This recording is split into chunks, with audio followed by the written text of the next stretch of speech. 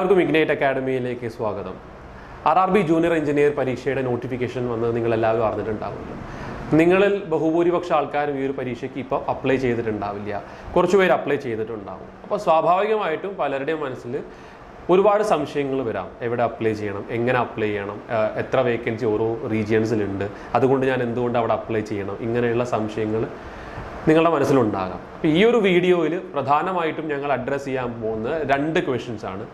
Where and Y, എവിടെ apply ചെയ്യണം, എന്തുകൊണ്ട് അപ്ലൈ ചെയ്യണം. ഓക്കെ, അപ്പോൾ നമുക്ക് തുടങ്ങാം. RRB ജൂനിയർ എഞ്ചിനീയർ എക്സാം 2019 പരീക്ഷയ്ക്ക് തയ്യാറെടുക്കുന്നതിന് മുമ്പ് തന്നെ നിങ്ങൾ ചെയ്യേണ്ട പ്രധാനപ്പെട്ട കാര്യം, ഇതിൻ്റെ ഒഫീഷ്യൽ നോട്ടിഫിക്കേഷൻ നിർബന്ധമായിട്ടും വായിക്കണം.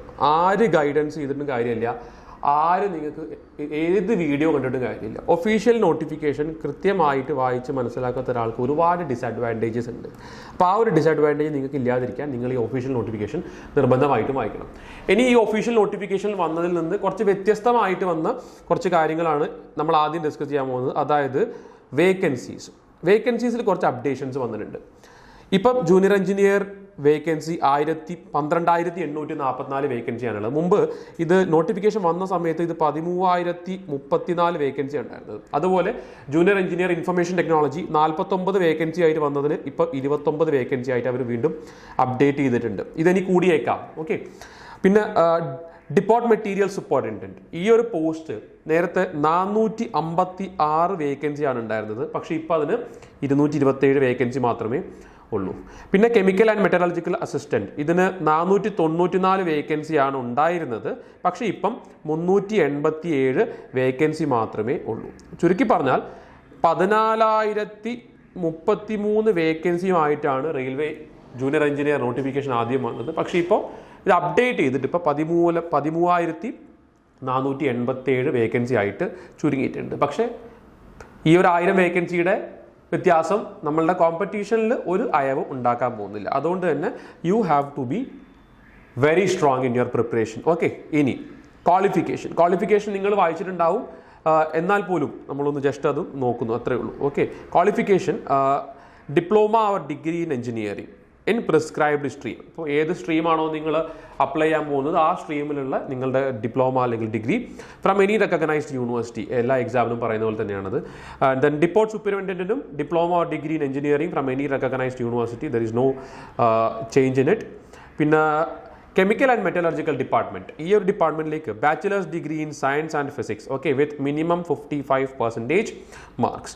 അപ്പോൾ ഇതാണ് പ്രധാനമായിട്ടും ഈ ഒരു നോട്ടിഫിക്കേഷനിൽ ഓർത്ത് വെക്കേണ്ട കാര്യം. പിന്നെ ഇതിൻ്റെ ഏജ് ലിമിറ്റ് എന്ന് പറയുന്നത് 18 മുതൽ 33 വയസ്സ് വരെ. ഓക്കെ, ജനറൽ കാറ്റഗറിയിലുള്ള ആൾക്കാരുടെ ഏജ് ലിമിറ്റാണിത്. OBC ആൻഡ് അതർ റിസർവ്ഡ് കാറ്റഗറീസിന് ആ ഏജ് ലിമിറ്റിൽ വ്യത്യാസമുണ്ട് താനും. Okay, yes. അടുത്ത നമ്മളിനി നോക്കാൻ പോകുന്നത് ആണ് ഈ വീഡിയോയിലെ ഏറ്റവും സുപ്രധാനമായിട്ടുള്ള കാര്യം. ഞാൻ നേരത്തെ പറഞ്ഞതുപോലെ റീജിയൻ വൈസ് വേക്കൻസീസും അതിൽ തന്നെ നമ്മൾ ഏത് റീജിയനിൽ അപ്ലൈ ചെയ്യുന്നതാണ് ഏറ്റവും സേഫ് ആയിട്ടുള്ളത് എന്നാണ് നമ്മൾ ഇവിടെ ഇനി നമ്മൾ ചർച്ച ചെയ്യാൻ പോകുന്നത്. ഓക്കെ, അപ്പോൾ അപ്ലൈ ചെയ്തിട്ടുള്ള ബഹുഭൂരിപക്ഷം മലയാളികളും ചെന്നൈ റീജിയൻ, ഞാനിവിടെ ആദ്യം തന്നെ ചെന്നൈയാണ് കാണിച്ചിരിക്കുന്നത്, ചെന്നൈ റീജിയൻ അപ്ലൈ ചെയ്തിട്ടുണ്ടാവും.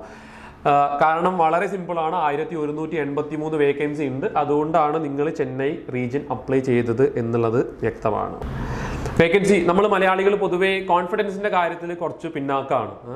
വേക്കൻസി കൂടുതലുള്ള സ്ഥലത്ത് അപ്ലൈ ചെയ്താലേ എനിക്ക് പരീക്ഷ പാസ്സാവാനുള്ള സാധ്യത കൂടുതലുള്ളൂ എന്നൊക്കെയുള്ള ചില തെറ്റിദ്ധാരണകളുണ്ട്. വേക്കൻസി കൂടുതലുള്ളിടത്ത് കോമ്പറ്റീഷനും കൂടുതലായിരിക്കും, നമ്പർ ഓഫ് ആപ്ലിക്കൻസിൻ്റെ എണ്ണം കൂടുതലായിരിക്കും.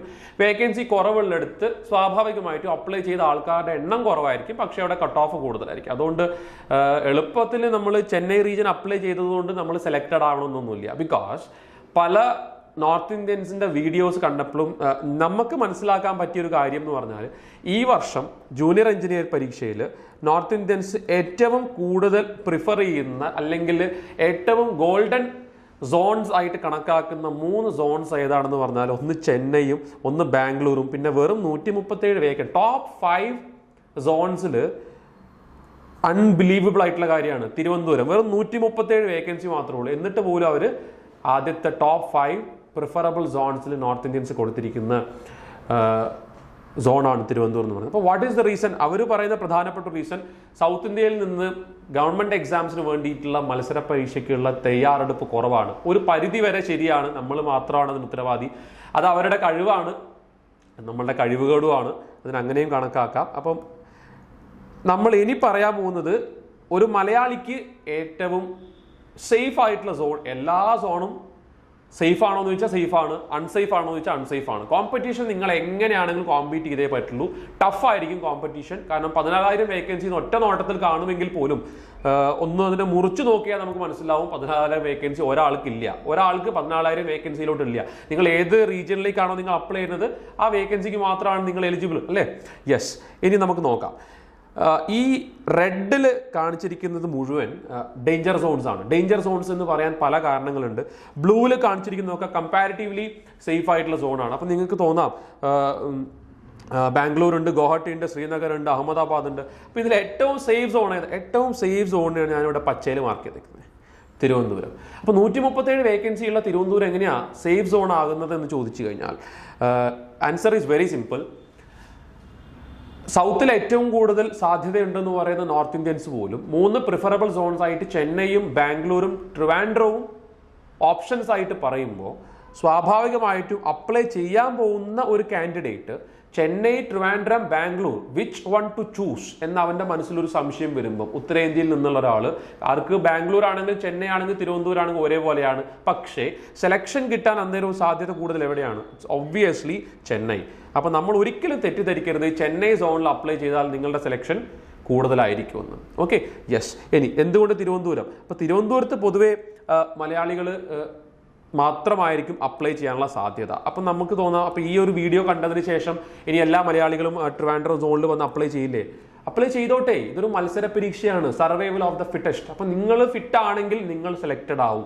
ഓക്കെ, നിങ്ങൾ ഫിറ്റ് അല്ലെങ്കിൽ നിങ്ങൾ സെലക്റ്റഡ് ആവില്ല. എങ്ങനെ ആയാലും ഏത് സോണിൽ അപ്ലൈ ചെയ്താലും you have to work hard. Okay, അപ്പം എൻ്റെ ഒരു പ്രിഫറൻസ് അനുസരിച്ചിട്ട് ഏത് സോൺ ആദ്യം preference? See, I told you it's my personal opinion but based on certain reviews. Okay, so my personal preference would be Trivandrum, first preference. My second preference would be Bangalore. My third preference would be Chennai. Okay, ഈ ഒരു ഓർഡറിലായിരിക്കും ഞാൻ preference കൊടുക്കുകയാണെങ്കിൽ. അപ്പോൾ ഒരാൾക്ക് ഇത്രയും preference കൊടുക്കാൻ പറ്റുമോ? പറ്റില്ല. പക്ഷേ എൻ്റെ അടുത്ത് ചോദിക്കുകയാണെങ്കിൽ ആദ്യം ഞാൻ തിരുവനന്തപുരമാണ് പറയുക. എൻ്റെ സ്റ്റുഡൻസിൻ്റെ അടുത്താണെങ്കിൽ ഞാൻ ട്രിവാൻഡ്രം അപ്ലൈ ചെയ്യാനേ പറയുള്ളൂ. ആൻഡ് യു ഫൈറ്റ്, അത്ര മാത്രമേ ചെയ്യാനുള്ളൂ. കാരണം ചെന്നൈയിൽ പോയാൽ you will get A lot of north Indian candidates. അവരൊന്നും തന്നെ നമ്മൾ മലയാളികളെ പോലെ എഞ്ചിനീയറിംഗ് കഴിഞ്ഞതിന് ശേഷം എന്ത് ചെയ്യണം എന്ന് ചിന്തിക്കുന്ന വിഭാഗത്തിൽപ്പെടുന്ന ആൾക്കാരല്ല. ബിടെക് ചെയ്തുകൊണ്ടിരിക്കുന്ന കാലഘട്ടത്തിൽ തന്നെ റെയിൽവേയുടെ ജൂനിയർ എഞ്ചിനീയറും SSCയുടെ ജൂനിയർ എഞ്ചിനീയറും പ്രിപ്പയർ ചെയ്തുകൊണ്ടിരിക്കുന്ന ആൾക്കാരാണ് ബഹുഭൂരിപക്ഷം ആൾക്കാരും. നോൺ ടെക്നിക്കൽ പാർട്ട് മാത്രമാണ് അവർക്ക് കുറച്ചൊരു വീക്ക് ആയിട്ടുണ്ടാവുക. Technical they are very strong. അപ്പം നിങ്ങളും ടെക്നിക്കലിൽ സ്ട്രോങ് അല്ലെങ്കിൽ that has to be made your strongest part. Because as you know CBT 2-ൽ ടെക്നിക്കൽ പാർട്ട് മാത്രമാണ്. അപ്പോൾ നമ്മൾ അടുത്ത വീഡിയോയിൽ ഈ ഒരു എക്സാമിന് എങ്ങനെ തയ്യാറെടുക്കണം എന്നാണ് പറയുന്നത്. അപ്പോൾ ഈ ഒരു വീഡിയോയുടെ പർപ്പസ് അതല്ല. ഓക്കെ, പിന്നെ അടുത്ത പ്രിഫറൻസ് നിങ്ങൾക്ക് കൊടുക്കാൻ പറ്റുന്നത് മുംബൈ ആണ്. ഓക്കെ, മുംബൈ എന്ന് പറയുമ്പോൾ സെൻട്രൽ ഇന്ത്യയാണ്.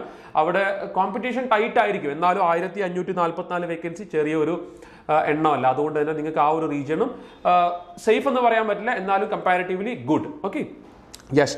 Next one is Kolkata. Very tough because population കൂടുതലാണ് ആ റീജിയനിലൊക്കെ. ഒബ്വിയസ്ലി അവിടെ നിന്ന് ബിടെക് പാസ്സായിട്ടുള്ള ആൾക്കാരൊക്കെ കൊടുക്കാൻ സാധ്യത കൂടുതലുള്ള റീജിയൻസ് ആണ് കൊൽക്കത്ത, അതുപോലെ മാൾഡ. മാൾഡ എന്ന് പറഞ്ഞാൽ കൊൽക്കട്ടയിൽ വെസ്റ്റ് ബംഗാളിൽ തന്നെയാണ്. ഓക്കെ, നോർത്തേൺ പാർട്ടിലുള്ള ഒരു സ്ഥലമാണ് മാൾഡ എന്ന് പറയുമ്പോൾ. അവിടെ 248 വേക്കൻസി കാണുന്നുണ്ട്. അതുപോലെ Chandigarh, okay, highly populated, 996 vacancy, ഏകദേശം 1000-ന്റെ അടുത്ത് വേക്കൻസി ഉണ്ട്. ഡൽഹിയിൽ നിന്നുള്ള ആൾക്കാർക്കാണെങ്കിലും ചണ്ഡീഗഡ് എന്നുള്ള ആൾക്കാർക്ക് ആണെങ്കിലും പഞ്ചാബ്, മഹാരാഷ്ട്ര അവിടെ നിന്നുള്ള ആൾക്കാർക്കൊക്കെ പോയി എഴുതാൻ വളരെയധികം സാധ്യതയുള്ള ഒരു സ്ഥലം തന്നെയാണ് ഇത് ചണ്ഡീഗഡ് എന്ന് പറയുന്നത്. Another one is Ajmer, again very dangerous zone. Bhopal, yes, it may seem to be pretty good, but Bhopal is also dangerous. അതിലും ബെറ്റർ ആയിട്ടുള്ളത് you go to Guwahati. Okay, പക്ഷെ നമ്മളുടെ ഉദ്ദേശം ഗുവാഹട്ടിയിൽ പോയിട്ട് റെയിൽവേയിൽ വർക്ക് ചെയ്യുക എന്നുള്ളതല്ലല്ലോ. ഗുവാഹട്ടിയിൽ 586 വേക്കൻസി ഉണ്ട്. അപ്പം നിങ്ങൾക്ക് താല്പര്യം ഉണ്ടെങ്കിൽ ഗുവാഹട്ടി അപ്ലൈ ചെയ്യുക. കാരണം ഗുവാഹട്ടിയിൽ കഴിഞ്ഞ വർഷം അല്ലെങ്കിൽ കഴിഞ്ഞ RRB ജൂനിയർ എഞ്ചിനീയറിനൊക്കെ വന്ന കട്ട് ഓഫ് ഒക്കെ കമ്പാരിറ്റീവ്ലി കുറവാണ്. അപ്പോൾ Guwahati is a comparatively safe zone. I tell you comparatively safe ആണെന്ന് പറഞ്ഞിട്ടേ ഇല്ല. ഭുവനേശ്വറൊക്കെ വളരെ അൺസേഫ് ആയിട്ടുള്ള റീജിയൻസ് ആണ് Bhubaneswar. Ahmedabad also in Gujarat, it is not a very safe zone. Okay, next is Srinagar. Yes, Srinagar cannot be considered again as a safe zone because North Indians നല്ല രീതിയിൽ access ഉള്ള ഒരു സ്ഥലമാണ് ശ്രീനഗർ ആണല്ലോ. അപ്പം ലിറ്ററലി സ്പീക്കിംഗ് ഇതിൽ the theme or the summary of this video is that the most suitable region or place for a Malayali is not Chennai but obviously Trivandrum, and second Bangalore, and third Chennai. ബാക്കിയുള്ള എല്ലാ റീജിയനും നിങ്ങളെ സംബന്ധിച്ചിടത്തോളം ഒരേപോലെ തന്നെയാണ്. Okay, so again I tell you, these are my personal views. There is no compulsion. If you are taking any coaching, okay, if you are going to any coaching centre, there might be a lot of person who have applied for different regions. Okay, but competition is going to be very tough. നിങ്ങൾ ഏത് റീജിയനിൽ apply ചെയ്ത ആളാണെങ്കിലും മത്സര പരീക്ഷയാണ്, ഇത് വളരെ കടുത്തതായിരിക്കും. Okay, അപ്പോൾ അടുത്തൊരു വീഡിയോയിൽ, ഇഗ്നൈറ്റിന്റെ അടുത്തൊരു വീഡിയോയിൽ നമ്മൾ ഡിസ്കസ് ചെയ്യാൻ പോകുന്നത് എങ്ങനെ ഈ ഒരു പരീക്ഷയ്ക്ക് തയ്യാറെടുക്കാം, നല്ല രീതിയിൽ തയ്യാറെടുക്കാൻ എല്ലാവരും തയ്യാറെടുക്കും. പക്ഷേ ഈ ഒരു പരീക്ഷ നമ്മൾ ജയിക്കാൻ വേണ്ടി എഴുതുന്നതാണ്, തോക്കാൻ വേണ്ടി അല്ല നമ്മൾ ഈ പരീക്ഷ എഴുതുന്നത്. അതുകൊണ്ട് തന്നെ ഈ ഒരു പരീക്ഷ എങ്ങനെ ക്രാക്ക് ചെയ്യണം, which is the best way to crack this exam, that will be explained in the part 2 of this video. Okay, thank you very much.